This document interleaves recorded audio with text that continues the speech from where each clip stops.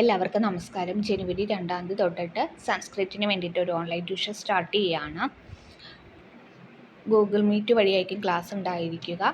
State സിലബസിലുള്ള standard 5 തൊട്ട് 10 വരെയുള്ള കുട്ടികൾക്കാണ് ക്ലാസ് യൂസ്ഫുൾ ആവുക. അപ്പോൾ ജോയിൻ ചെയ്യാൻ ആഗ്രഹിക്കുന്നവർ 9846770380 ഈ നമ്പറിൽ കോൺടാക്റ്റ് ചെയ്യണം. അപ്പോൾ ഇന്ന് നമ്മൾ ചതുർത്ഥ പാഠഃ 4ാമത്തെ ചാപ്റ്ററിൻ്റെ ഇമ്പോർട്ടൻ്റ് ടോപ്പിക്സാണ്.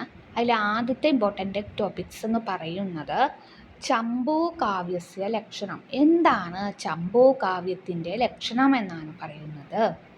എന്താണ്?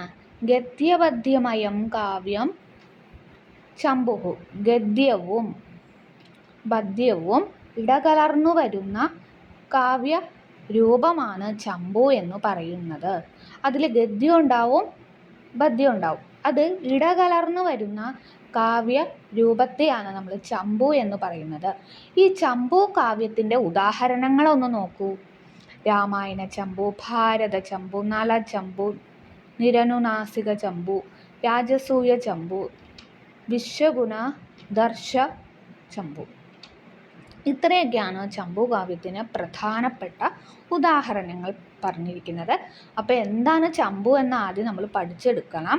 ഗദ്യപദ്യമയങ്ങൾ എന്ന് വെച്ചാൽ ഗദ്യവും പദ്യവും ഇടകലർന്നു വരുന്നതാണ് കാവ്യരൂപത്തെയാണ് നമ്മൾ ചമ്പു എന്ന് പറയുന്നത്. അതിൻ്റെ ഉദാഹരണങ്ങൾ ഏതൊക്കെയാണ്? രാമായണ ചമ്പു, ഭാരത ചമ്പു, നള ചമ്പു, നിരനുനാസിക ചമ്പു, രാജസൂയ ചമ്പു, വിശ്വഗുണാദർശ ചമ്പു തുടങ്ങിയവയാണ്. അപ്പോൾ ജനുവരി 2 തൊട്ടിട്ട് സംസ്കൃതത്തിന് വേണ്ടിയിട്ട് ഞാനൊരു ഓൺലൈൻ ട്യൂഷൻ ആരംഭിച്ചിട്ടുണ്ട്. അപ്പോൾ ജോയിൻ ചെയ്യാൻ ആഗ്രഹിക്കുന്നവർ 9846770380 ഈ നമ്പറിൽ കോൺടാക്റ്റ് ചെയ്യാവുന്നതാണ്. അപ്പോൾ എൻ്റെ യൂട്യൂബ് ചാനലിലെ വീഡിയോസും ഷോർട്സൊക്കെ കാണുക, ലൈക്ക് ചെയ്യുക, ഷെയർ ചെയ്യുക, കമൻറ്റ് ചെയ്യുക. എന്തെങ്കിലും അഭിപ്രായങ്ങളുണ്ടെങ്കിൽ കമൻറ്റിലൂടെ അറിയിക്കുക. എന്തെങ്കിലും ഡൗട്ടുകൾ ഉണ്ടെങ്കിലും കമൻറ്റിലൂടെ അറിയിക്കാം. Okay, thank you.